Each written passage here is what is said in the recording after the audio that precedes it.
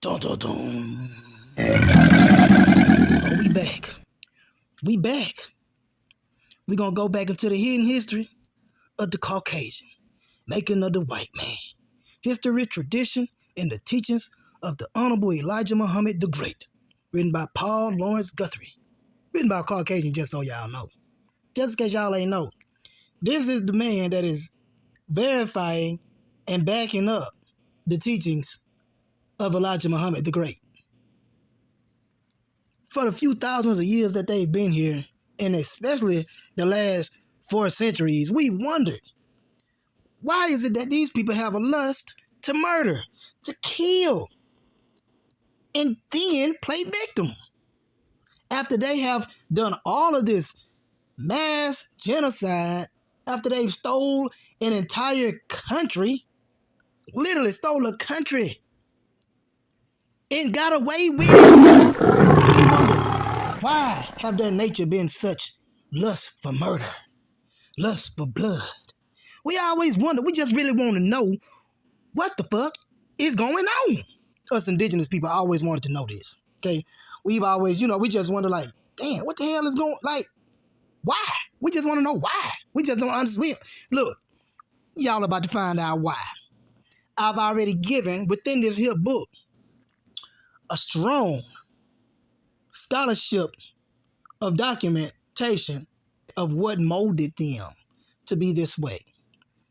Being that they were in such a harsh climate in the Caucasus Mountains, being that they were banned from all of the original civilized people, they were forced to become savages.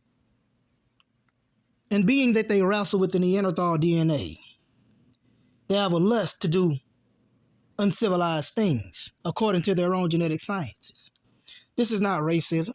This is not slander. This is a branch of genetics and a branch of scholarship from their own scholars, being one, Paul Guthrie, and other scholars that have been intertwined inside of this book. Now let us go into what makes a lustful, murderous, barbaric people, or a person, or individual, or whatever you want to call it. But right now we're talking about the hidden history of the Caucasian people. Dun, dun, dun. Now, outlining the history of the Jinn. Y'all, let me tell y'all right now. Y'all in for one. Y'all in for one. This shit fucked me up when I read it. I'm going to share it with y'all. The history of the Jinn is another of the ancient sources that speak of the early history of the Caucasian people. The name Jinn means hidden, and according to Muslim scholars such as Shahid Ahmed Khan and others, it is the name given to a group of savage and uncultured people who once lived hidden along the hills of West Asia.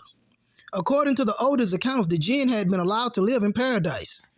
But then they started trouble and were driven away in the hills and mountains where they were confined to live in caves for a period of 2,000 years. Now let me just inform y'all on something. Jinn is an Arabic word for demon, a low vibrational entity that feed off pain, suffering, and they take advantage of the weak. They exploit what they feel is weak. They are demons. Okay? That's what a jinn is. But a jinn can be controlled by a brother of the light. Okay? So when the original man is put back into his higher self and his genetics or junk, so-called junk DNA is unlocked and he's awakened his cosmic current, he will have control over the jinn. This is esoterically speaking. Not just esoteric, this is physically speaking. But in this sense that Paul Guthrie is laying out the scholarship, is talking about a physical jinn. That now we can go esoteric and say that the jinn from a different dimension has hijacked the Caucasian body. Because throughout history, the Caucasian has done everything that a demon can possibly do. Okay, in order to steal a country, enslave a nation, perform mass genocide, and kill off an entire race of people. Thus we have the Aboriginal Australian people, the Tasmanian people. I can go on and on and on about the horrific history of Caucasian people. I can. Don't get me wrong, the indigenous people got fucked up history too, but nobody comes close to the Caucasian. Their history is a horror movie. Literally, Freddy and Jason and Michael Myers ain't got shit on it because they have thousands of years of it consistently. But let us talk about the Jinn, aka a demon. Now, concerning the early history of the Jinn and the events that led to their expulsion, the Encyclopedia of Islam tells us discord broke out among them and led to bloodshed. God then sent a legion of angels against the fomenters of trouble, who were thrown back into the mountains. The book approaches, listen y'all, the history of the Quran. Tells us that the Jinn had given dominion and were ordered to inhabit and build up the earth. However, they became disobedient towards God. So God dispatched amongst them a military force of angels. Another article in the Encyclopedia of Islam says of them, but they quarreled, and finally blood was shed. Y'all see the scholarship? I'm telling y'all, the scholarship of this book is impeccable. Listen, Allah then sent a troop of angels against the brawlers who were driven back into the mountains. Again, the similarities between the history of the Jinn and early history of the Caucasian people, as taught by Elijah Muhammad, are strikingly clear. As Muhammad had said of them, the Caucasian pinkish veil people were expelled after they had caused trouble and bloodshed in the Holy Land. They were driven away into the hills. The ancient accounts of the Jinn parallel Muhammad's accounts of the history of Caucasian people.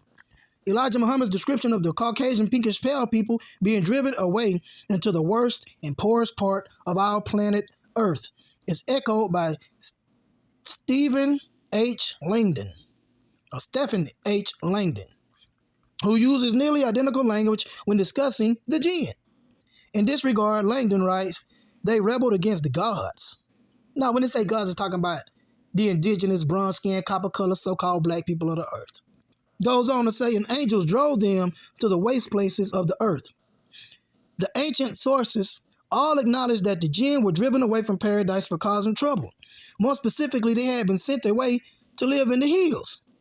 What was the name of the area to which the Jinn were sent? Sent to the Caucasus Mountains. The name of the area into which the Jinn had been driven can be found in a number of sources. In the book Iblis in Paradise, George Rowe talks about how Iblis, leader of the Jinn, aka demons, and his Jinn followers were driven out of paradise and how they were made to live isolated in an area covered with hills and mountains. One of the significant features of Rowe's work is that it reveals the name associated with that mountain region. Concerning the name of that area, Rowe states, then Iblis and those who were with him fled from the presence of the Lord. And when Iblis sought to re-enter the garden, he could not find the right path, for whichever way he turned his steps, the topless walls of Mount Kaf towered above him. So according to George Rowe, the area was called Kaf. Y'all, this some good shit, because this some shit we never was taught. You're not going to be taught this shit in school because the system is ruled by white supremacy. The race is nothing as enslavers embedded their mindset. They're nothing as racist white supremacist mindsets in our Constitution. Okay, so it's up for us to find this information and uncover it. There's some good shit here, y'all. This is highly educational. B. Allen Donaldson, author of The Wild Rue, also acknowledges Kaf to be the name of the mountains in which the Jinn were driven. On page 35, Donaldson says of the Jinn, or demons, that they lived isolated behind the mountains of Kaf. Where are the mountains of Kaf? Kaf is the ancient name used to identify the Caucasus Mountains. The book 12 Secrets of the Caucasus bears this out. Man, do y'all hear the scholarship? Do you see the correspondence? Do you see how all this relates to what the Honorable Elijah Muhammad has said? Listen. There is Saad Bey, a man who grew up in the Caucasus Mountains, wrote all about the history of that region and said of the Caucasus Mountains, the ancients called these mountains Kaf. So the Jinn were driven into the area of the Caucasus Mountains. Again, this is consistent with the teachings of Muhammad. According to the words of Muhammad, the Caucasians were driven to the border of West Asia and released near the area of what is called today Turkey. Now, see, they say after what's that boy name in the Bible? Noah. After Noah had landed, after the flood, he learned it in Turkey. And they say this is where civilization started. No, this is where civilization started for the Caucasoids, for the Caucasian pinkish pale people, okay? For this Adam and Eve, because Adam represents a race of people. Okay, this is why I say when Adam was cast out, Cain was cast out, he ran and found a wife in a distant land. Because we, the original people of the planet, were already here. Okay, and before the Caucasians got here, the Chinese, the Chinese, then the Japanese was here too. But that was made no more than 6,800 years ago. They just got here. We've been here. But let's continue. Turkey is that country which lies on the border of the Caucasus Mountains. Likewise, the Caucasus Mountains are the same ones named in the Shahnameh as being the place to where the white-skinned child had been sent. The Caucasus Mountains are located to the north of the Near East in an area called West Asia.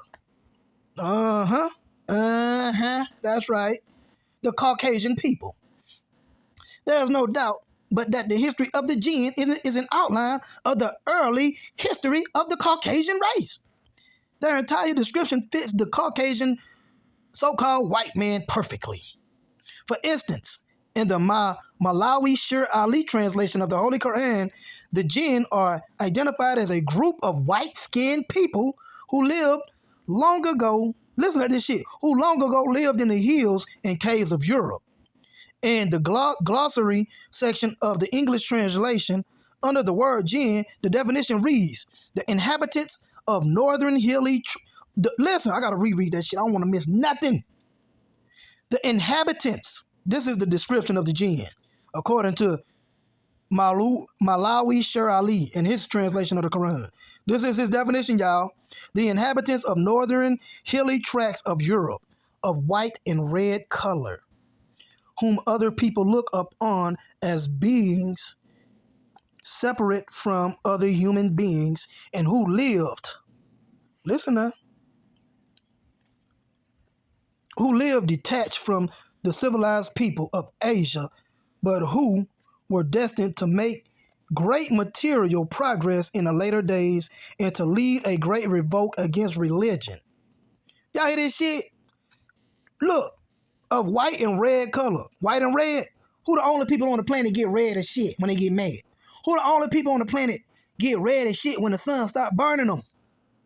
He says white and red. White. Even though ain't nobody really white, they pinkish pale. But anyway, we get the point. Okay? Now, wild and savage peoples who lived in caves and hollows of the earth and were subject to no rules of conduct. This leaves little room for doubt as to the true identity of the Jinn. Now I heard John Muhammad, Elijah Muhammad brothers say that Farad Muhammad said or taught them that the Caucasian was the Jinn in the Quran.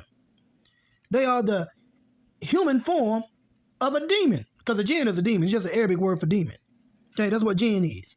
Now let's continue. Listen to this. We ain't gonna leave out shit. This leaves little room for doubt as to the true identity of the Jinn, or demons. They are the Caucasians. Now remember, this book written by a Caucasian man who is trying to verify the proof of what the Honorable Elijah Muhammad, Elijah the Great, has given to us. He's backing it up with other scholarship. Now let's continue.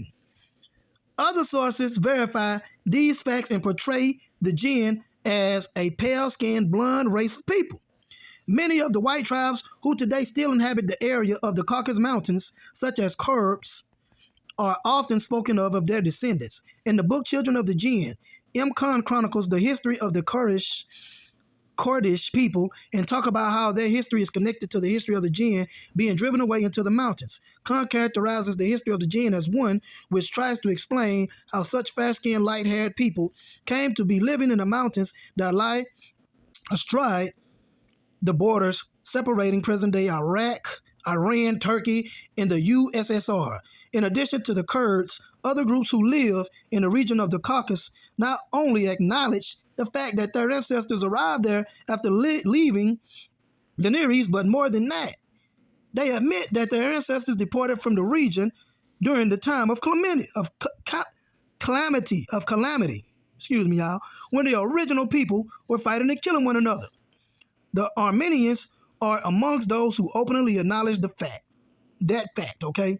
In respect to how the Armenians ended up living in the area of the Caucasus Mountains, the highly esteemed Moses of Karim, the ancient scholar and father of Armenian history, wrote, the brave Heg, the founder of the Armenian nation, rebelled during the civil wars among the Sumerian states, moved northward with his son Armenic and his followers and settled in the Ararat region. This shows that the ancestors of the Armenians left the Near East during a time when the people were fighting and killing one another. Concerning the historical relevance of the above account, S.